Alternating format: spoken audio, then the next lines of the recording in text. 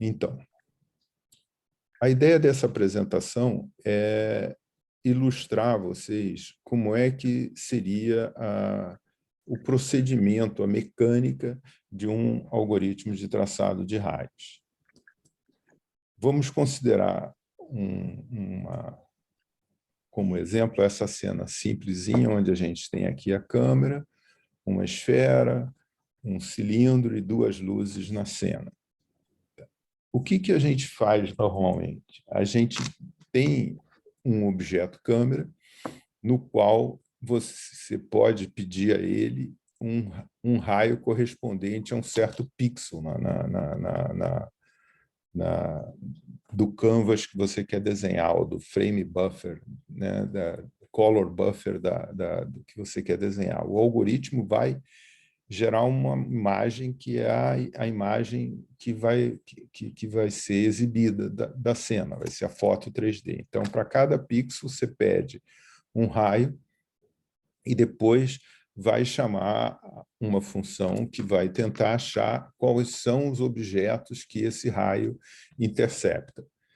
E, claro, havendo aí, normalmente, vai acontecer de mais de um objeto ser interceptado pelo raio, você está interessado no objeto mais próximo. Então, maneira simples de fazer é guardar o t dessa interseção, porque se você calcular a primeira interseção com azul, você não tem ordem entre os objetos, está na ordem que tiver lá na lista de objetos, né? Como a gente está implementando. Se você primeiro achar essa interseção, você vai ter um t aqui. Quando você achar essa outra interseção, o t vai ser maior, você vai continuar com essa daqui. Se você lançasse esse raio primeiro, então você guardaria um t aqui. Quando lançasse esse outro raio da esfera, você verificaria que o t é menor e substituiria um pelo outro. Então, essa função, ela basicamente vai acompanhar esse procedimento de percorrer todos os raios, todos os objetos da cena e calcular essa interseção. Quando você tiver nessa função que tem a interseção e o objeto, você vai querer saber qual é a cor correspondente a esse objeto, para devolver para que seja pintado aqui no color buffer. Para fazer isso, você vai ter a normal do objeto naquele ponto, que aí vai ser usando aí o modelo de iluminação de Phong, e também vai ter um vetor para cada direção de luz. Aqui, no caso, tem duas luzes, tem um para lá e outro para cá, tá certo? E você, então, teria aí a equação de Phong, que é essa expressão que eu tinha mostrado anteriormente. A cor nos canais RGB seria uma luz ambiente multiplicado pelo coeficiente da cor do material, que seria aqui esse coeficiente difuso, que seria o RGB da cor do material. E, geralmente, isso é só aquele fator para levar em conta a luz que existe na cena. E aí, para cada uma das luzes, a gente vai fazer o cálculo da componente difusa e o cálculo da componente especular. A componente difusa vem desse produto interno, desses cossenos que tem entre a direção da luz e a normal. E a componente especular já é uma outra coisa, vem daquela reflexão que a gente tem de cada uma dessas luzes em relação à normal e do produto interno dela com esse vetor que aponta para o olho. Nesse caso aqui, provavelmente, essa reflexão não vai dar nada, porque esses ângulos vão ser muito grandes e aqui esse produto interno, né, esse VE, é um vetor que fica do ponto de interseção para a origem do raio, ou seja, ele é menos na direção ele é unitário, negativo do unitário na direção que o raio veio. Tá? Então, isso seria essas duas componentes. Mas seria interessante também você não necessariamente colocar todas essas expressões, porque você pode ter objetos entre o ponto que você está iluminando e a luz. Então, geralmente a gente lança um que a gente chama de shadow ray, ou um raio de sombra, que seria pegar um raio que tem essa origem nesse ponto onde eu estou apontando, tem a direção vai daqui até aqui, então t igual a 0 está aqui, t igual a 1 está aqui na luz, e você tenta achar a interseção de todos os objetos da cena com esse raio. Como é que a gente faz isso? A gente fez uma implementação em que cada objeto da cena é um objeto de programação orientado a objetos, e ele tem um método intercepta, que, dado um raio, ele sabe se esse raio intercepta ele ou não. E aí, então, é só um for para todos os objetos da cena. Tem um detalhe de implementação que é bom eu sempre avisar antes, porque geralmente dá um erro que é difícil de você debugar, que é quando você passa a lista inteira de objetos para uma operação como essa, ocorre que aqui, esse ponto que você calculou, ele pode estar 10 a menos 5 para cima, para dentro, para fora da superfície. E às vezes vai estar para um lado, às vezes vai estar para o outro, porque tem um erro de arredondamento nesses cálculos que a gente faz, mesmo em float 64. Então, é comum esse tipo de cálculo dar o próprio objeto como sendo um objeto que está se auto-ocludindo, tá? Como se ele também tivesse entre ele e a luz. Isso geralmente faz que, toda vez que vocês forem procurar todos os objetos, partindo de algum objeto, mande para a função esse objeto que você está partindo, para que você exclua ele da lista dos que você vai testar. Tá? É muito importante isso, senão vocês vão achar um erro que não vão conseguir entender bem por quê. Então, esse é aqui no caso, então, vai fazer o cálculo só com uma das luzes. Esse é o modelo de Phong, que é um modelo bem simples, né? E tem esse detalhe aqui que eu acabei de falar, que tem que tirar a sombra para poder verificar isso.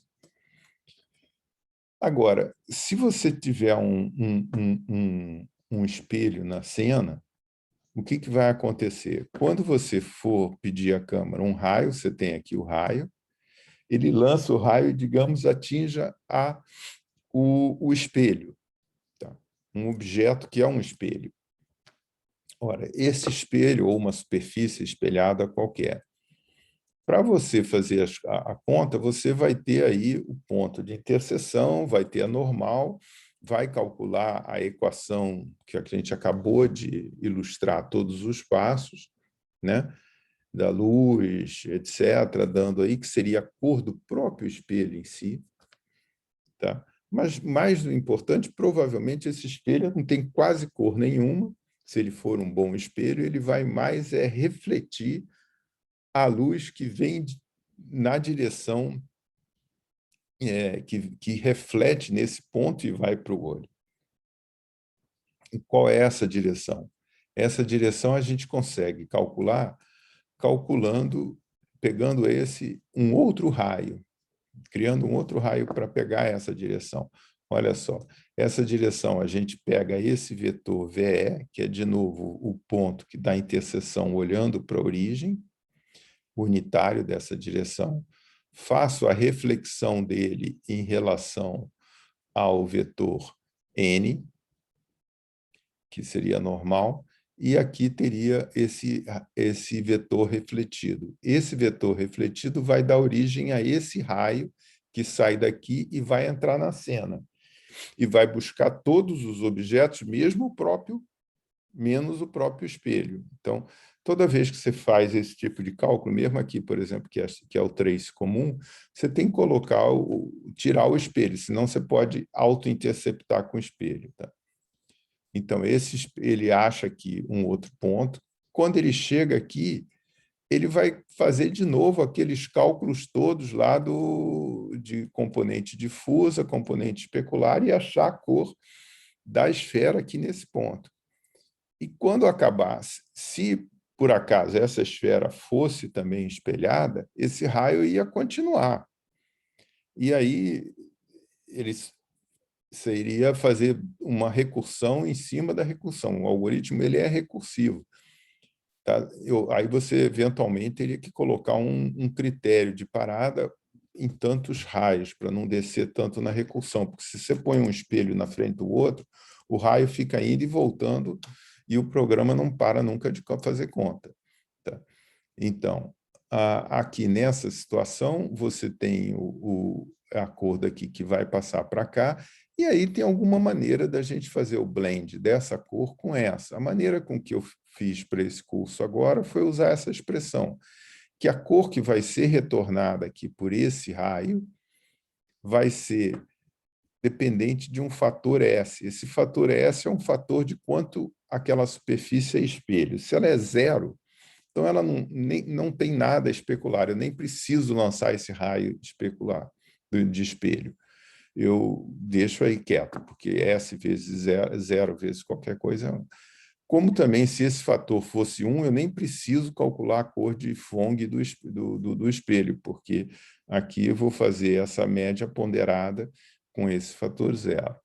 Tá? Aí depende de como vocês quiserem fazer. Um fator de meio, por exemplo, vai ser um espelho que é uma superfície espelhada. Então, esse seria, digamos assim, como incorporar o espelho na cena. Tá? Uma outra coisa é como que eu vou incorporar a textura, né? Tem o texture mapping na coisa, como é que eu vou colocar isso? Acho que uma maneira simples, tudo isso não tem uma solução só, tem muitas soluções. E o que é importante nesse algoritmo é que a gente aprenda a como que ele funciona e correlacione um pouco essa álgebra com essa ótica que tem, porque ele é muito direto, né? Então, aqui, ele não tem, assim, como vocês vão ver no Z-Buffer, um monte de matrizes que meio que guardam e fazem um monte de coisas meio assim, que não são tão óbvias como esse método é. Esse método aqui é bem óbvio. Né? Então, aqui eu tenho o modelo de Phong. O modelo de Phong tem uma componente difusa e uma componente especular. Como é que eu faço esse cálculo? Usando essa fórmula que está aqui, que é ambiente, difusa mais especular. Ora, se eu tiver uma textura nessa superfície, significa que esse raio bateu em algum valor de coordenada de textura. Tá? Essas coordenadas de textura seriam, sei lá, interpoladas linearmente dentro das coordenadas de textura do vértice. A gente tem que ter uma maneira de associar as texturas com o ponto na superfície com a textura. Essa coordenada de textura, na realidade, é um número entre 0 e 1, porque essas coordenadas estão associadas a uma imagem que é tratada como uma textura desse ponto. Então, se eu vou pegar essa coordenada de textura desse ponto, vou entrar aqui para procurar na imagem, porque a imagem é que eu tenho as coisas. Para isso, eu vou simplesmente multiplicar pelo número de pixels e o número na vertical e na horizontal. Vou ter a coordenada x aqui do U e y vindo do V. Tá? Com isso, eu tenho a coordenada do qual é o pixel IJ dessa imagem que eu devo devolver para ser a cor desse ponto. Então, eu pego o RGB desse pixel e substituo aqui, se eu quiser iluminar uma superfície com um modelo de Phong, uma superfície de uma fórmica, por exemplo, como essa que está aí, eu vou trocar essas cores RGB por essa cor difusa que eu tinha aqui. Normalmente, a cor especular, como eu disse, é um brilhozinho que geralmente é branco. Então, a cor que a gente tem para substituir seria aqui. Essa seria a ideia. Tá? Então, esse seria a maneira da gente fazer a implementação desse programa. Uma arquitetura possível para isso seria você colocar, ter uma função de render, que pede a câmera para emitir, para cada pixel do color buffer que você quer gerar, você pede a câmera para emitir um raio. Essa função chama uma função trace ou tracer, que vai seguir esse raio na cena e retornar a cor e o objeto que ele pegou. Tá? Há uma questão, depois que isso fizer, depois que ele retorna, você, então, faz o seguinte, você pega essa cor e põe no pixel, mas percebe que essa cor, pode ser que esse raio entrou na cena e não atingiu nada. Aí, nesse caso, ele não teve nenhum objeto visível, vai ser um none da vida e você não vai fazer nada. Então, você só vai atribuir a cor quando você chegar a um objeto na cena. Então, essa seria a função de fazer uma maneira de implementar esse negócio. A função trace, ou tracer, como estava lá atrás, ela tem uma outra coisa. Ela parte de algum objeto. Inicialmente, ele parte da câmera, mas a câmera não é um objeto visível na cena. Então, eu botaria none quando fosse partida, mas quando ele fosse calcular um espelho, aqui seria o source, poderia ser esse objeto. Ela tem uma origem e tem uma direção, e ela vai calcular qual é o objeto visível e a cor dele. Como é que ela vai fazer isso? Ela vai pegar todos os objetos da cena, diferente do objeto de onde ele está partindo, do source object, e perguntar e pedir para cada um desses objetos para elas se testar contra esse raio. Tá? Então, esse objeto pensando assim em forma de implementar com orientação a objetos, a classe de objetos ela é uma classe que todas elas têm que ter essa função intercepta, que recebe um raio e retorna se ele teve uma interseção dele, dando o parâmetro t do raio onde essa interseção ocorre. Se esse t for menor que o que de todas as interseções anteriores, então esse passa a ser o objeto visível.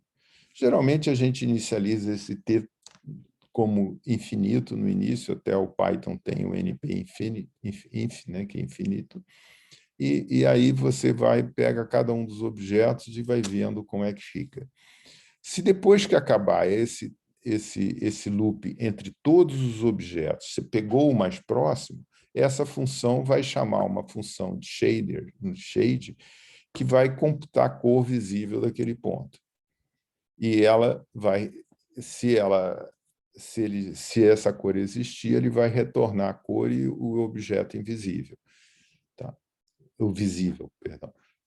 Sempre retorna o objeto para a função que chamou verificar se esse objeto é um objeto, não é none, por exemplo. Porque se ela não atingir nada, volta com none. Então, aqui, como é que essa função shade seria? A função shade, ela começaria a compor uma cor. Ela pegaria aquela primeira parcela, que seria a cor ambiente, e botaria numa variável cor. E aí, para cada luz da cena, ela faria um teste se essa luz é ocluída por algum objeto dentro dela. Se não for ocluído, e se a normal desse objeto, desse ponto, tá? Você vai catar a normal, porque às vezes o objeto está virado para a luz. Às vezes é o outro lado do objeto. A luz, você está vendo um lado em que a luz está atrás do objeto. Então, não interessa. Esse caso, essa luz não vai afetar. O produto interno, aí a gente vê pelo produto interno, da normal com o vetor unitário que vai para a luz. Se esse produto interno for positivo, tudo bem, ele é visível. Se for negativo, não. Se for positivo, você vai somar a componente difusa e a componente especular para aquela cor. Tá? E faz para as outras luzes e tal. Quando acabar essas de calcular todas as luzes, você vai ver se essa superfície é um espelho. Claro, eu podia ter testado lá em cima se ele era um espelho para nem fazer essas contas aqui antes, se fosse o caso. Aí vocês podem implementar do jeito que achar melhor. Se ela for um espelho, você calcula o raio refletido e usa esse raio para lançar de novo, chamar a função trace de novo, aquela função que já foi anterior. Tá? Então, a função trace chama a função shade, que, por sua vez, chama a função trace enquanto ela tiver objetos refletindo na cena. Compõe a cor de fome com a cor e retorna a cor do visível do objeto. Então, essas seriam assim uma maneira bem simples de implementar isso. O que eu fiz